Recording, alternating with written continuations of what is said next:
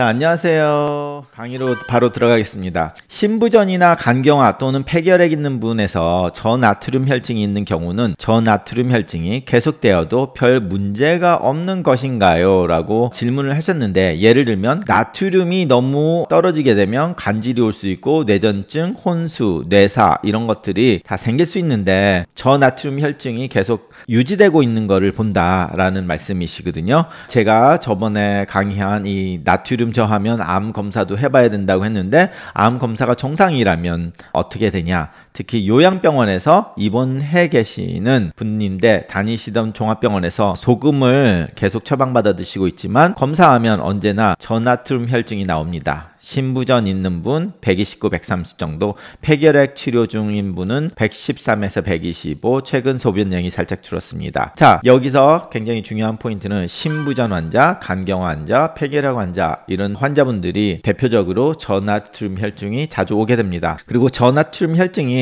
계속돼도 문제가 없는 건가에 대한 질문. 요양병원에서 소금을 계속 처방받고 있다, 언제나 저나트륨 혈증이 있다라는 건데요. 신부전 환자는 나트륨 수치가 129에서 130이 된다고 말씀을 하셨고요. 폐결핵 환자 나트륨 수치 113에서 127 이런 환자를 봤다는 거죠. 이 수치도 되게 중요한 건데, 예전에 제가 10년 전 정도에 여기에 대한 강의를 실제로 종합병원에서 한 적이 있었는데, 나트륨 얘기를 하다가 이 요양병원에서는 저나트륨 혈증이 꽤 많이 일어나게 되는데, 요양병원에 입원을 하신 분들이 되게 건강하지 않으니까 굉장히 많은 질병을 가지고 있죠. 굉장히 많은 질병이라는 거는 그 질병들이 상호관계가 있어서 문제를 되게 복잡하게 만드는데, 요양병원에 입원하셨을 때는 질병이 많다 보니까 항상 거기서 별로 큰 치료 안 받고 있다 보니까 이게 그런 분들이 케어하기가 편하다고 생각하지만 굉장히 복잡한 환자들이거든요. 그러다 보니까 이런 환자들이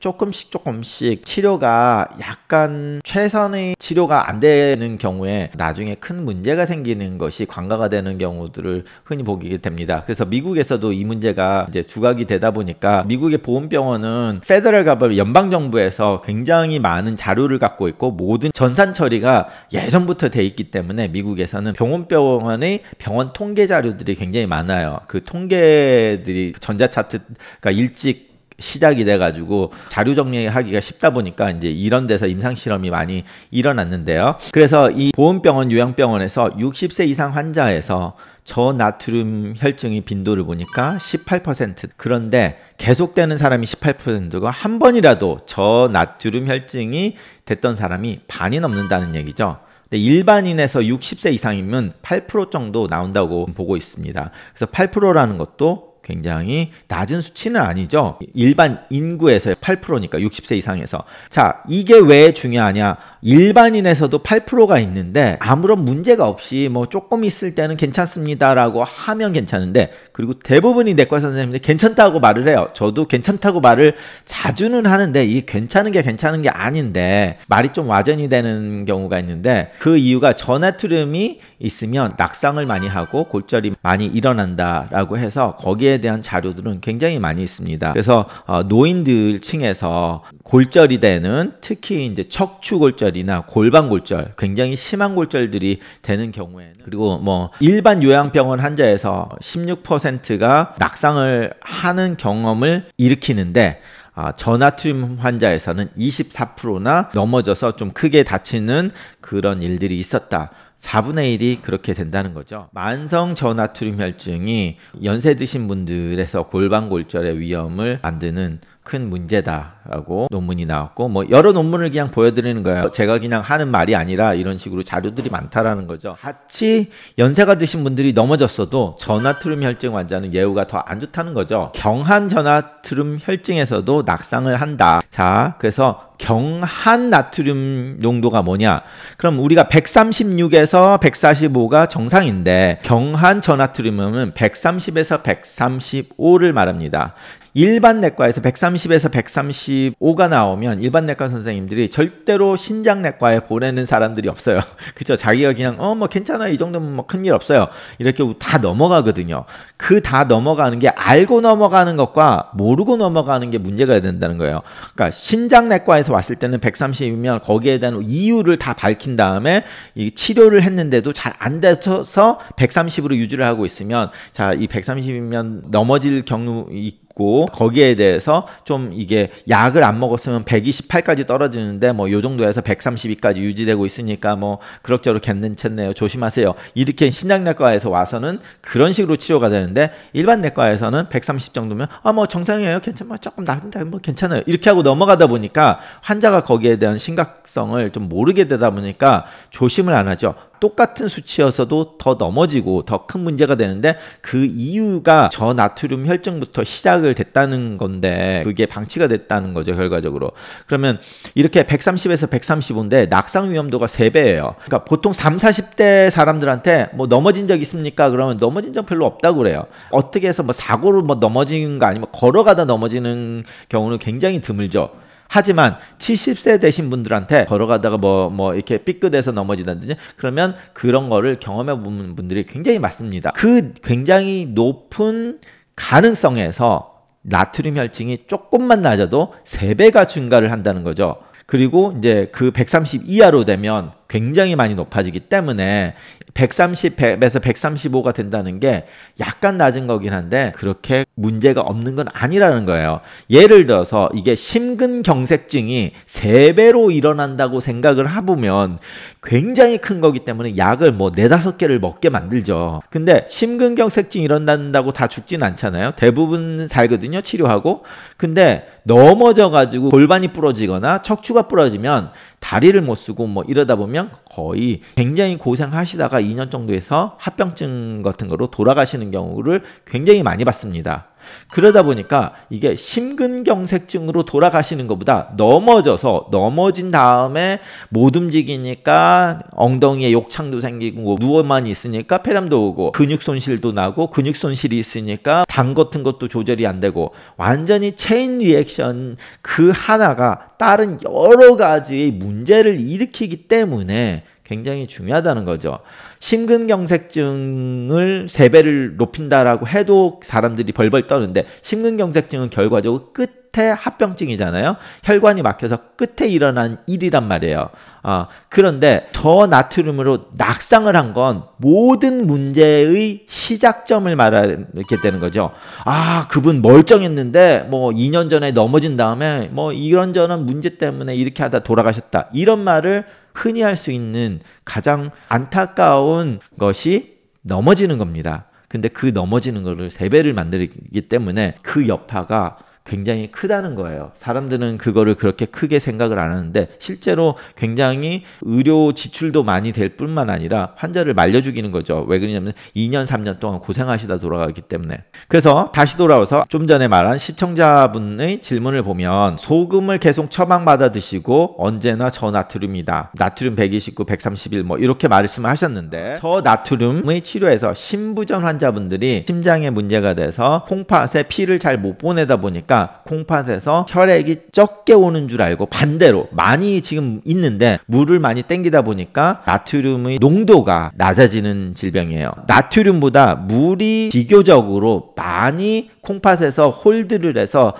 소변으로 안 내보냈기 때문에 생긴 거기 때문에 심부전의 환자에서 저나트륨 혈증이 올 때는 이뇨제를 써서 물을 배출을 해야 되는 치료를 해야 됩니다. 그래서 저나트륨 시 수분이 많이 생겨서, 그래서 심부전이 있으신 분은 부종이 있잖아요. 부종인데 콩팥에서는 반대로 생각을 하게 되거든요. 심장이 문제가 있어서. 그러다 보니까 이제 이런 분들이 특히 심부전 있는 사람, 부종이 있고 숨가품이 있고 폐부종이 있다, 결과적으로 이뇨제로 치료를 해야 되는 분들입니다. 심부전 환자가 저나트륨 혈증이 많이 오고 있다라는 거는 물의 관리를 잘못하고 있다는 거예요, 의사가. 물론 뭐 대개 심장이 너무 많이 나쁘면 그걸 조절하기가 힘들어서 어쩔 수 없을 수는 있지만 대부분 나트륨이 떨어졌다는 거는 지금 의사가 적절한 처방을 안 내리고 있다는 거예요, 이뇨제의 처방을. 왜냐, 이뇨제를 굉장히 많이 주게 되면 일반 내과에서는 굉장히 어려워하거든요. 이러다가 콩팥 날아가는 거 아니냐. 심지어 심장을 관리를 하는 심장내과 의사분들이 환자가 팅팅 부었는데도 이뇨제를 이뇨제를 줄이는 경우를 많이 봐요. 왜냐? 이뇨제를 너무 많이 쓰다 보면 콩팥이 망가지니까 심장내과 의사가 콩팥을 망가뜨렸다는 말을 들으면 안 되니까 콩팥이 망가지기 시작할 때는 이걸 줄여요. 그런데 어떤 때는 그런 경우에 오히려 이뇨제를 더 많이 써서 물을 배출을 해야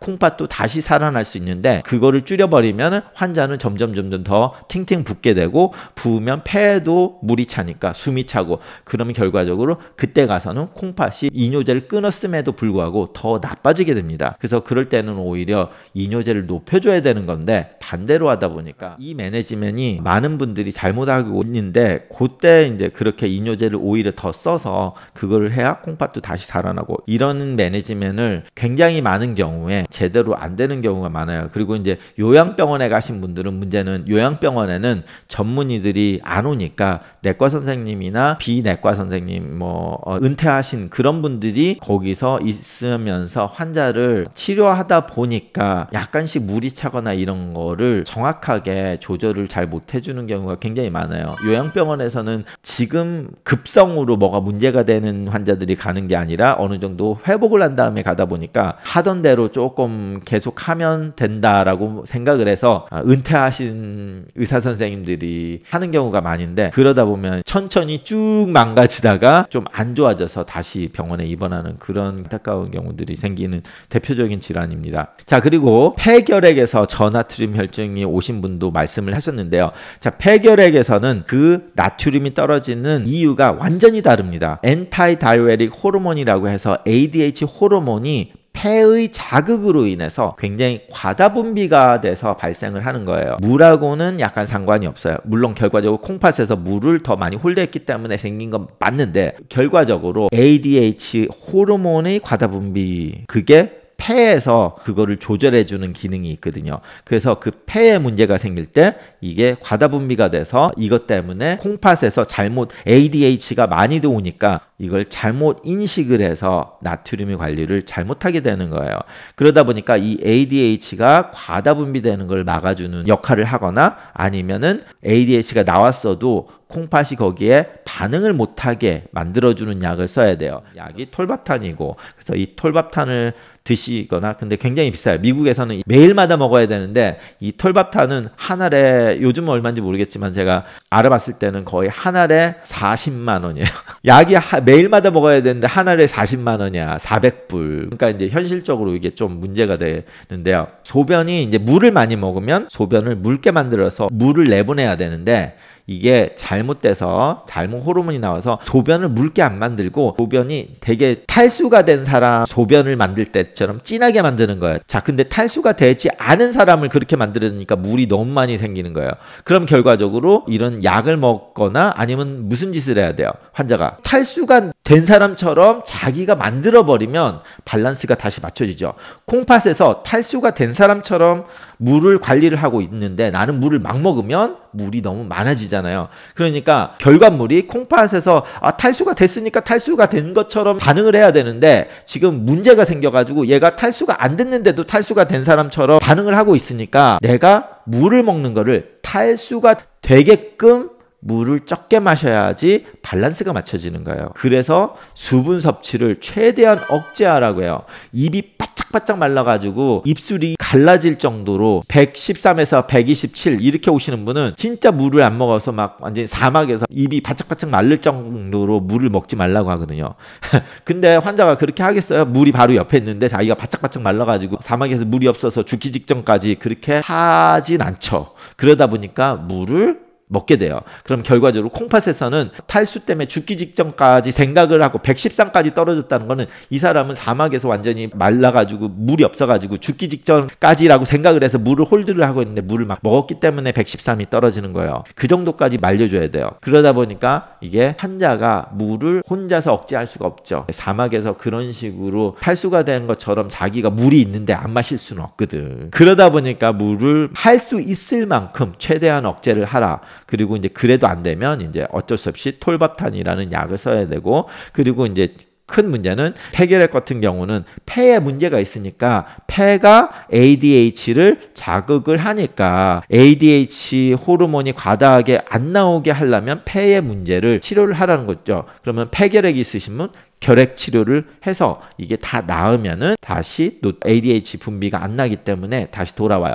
그래서 완전히 이제 다른 기존의 질병이에요. 그러다 보니까 이게 여러 가지가 되다 보니까 나트륨 수치가 똑같은데 왜 이 사람은 이렇게 하고 저 사람은 저렇게 하냐. 왜 그러냐면 환자는 증상이 없거든. 증상이 없다가 첫 증상이 어떻게 되면 넘어져서 골반을 깨거나 척추가 부러진 거나 그렇게 안 됐으면 112, 113, 뭐 127, 125 이하로 내려가면 간질, 그러니까 뇌사 상태에 바로 빠지는 게 넘어지지 않는 분들이 첫 번째 증상이 거의 정신 혼미나 뇌사 상태로 바로 빠지는 질병이에요. 그래서 사고가 터졌을 때는 굉장히 크게 사고가 터지기 때문에 미리미리 대처를 해야 되는 거예요. 그래서 나트륨 125 이하면 요양병원이 아니라 다시 병원으로 들어가서 적극적인 치료를 해야 돼요. 신장내과 전문의가 핸들을 해야 되는 거예요. 이건 내과 선생님들이 할 수가 없는 거기 때문에 너무 복잡해서. 그래서 적절한 치료 안 되면 뇌부종에서 뇌사까지 갈 수 있으니까. 근데 보통 이제 안타까운 점이 가끔가다 뇌부종이 벌써 왔을 때 저희들이 보게 되는 경우들이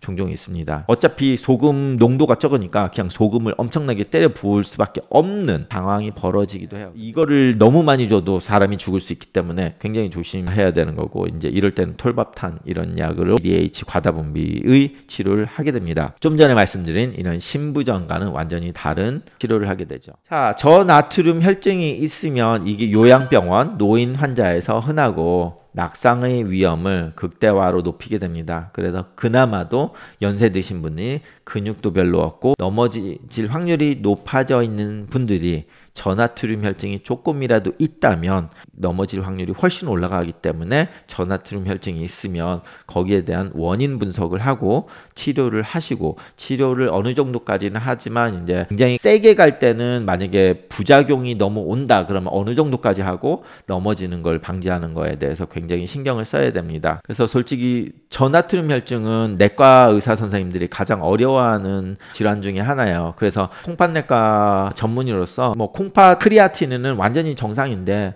나트륨이 적어서 콩팥내과 문의를 하는 경우를 굉장히 많이 보거든요. 쉽지 않은 병이기 때문에. 자, 이런 강의가 좋으셨다면 밑에 댓글란에 한마디 남겨주시면 감사하겠습니다.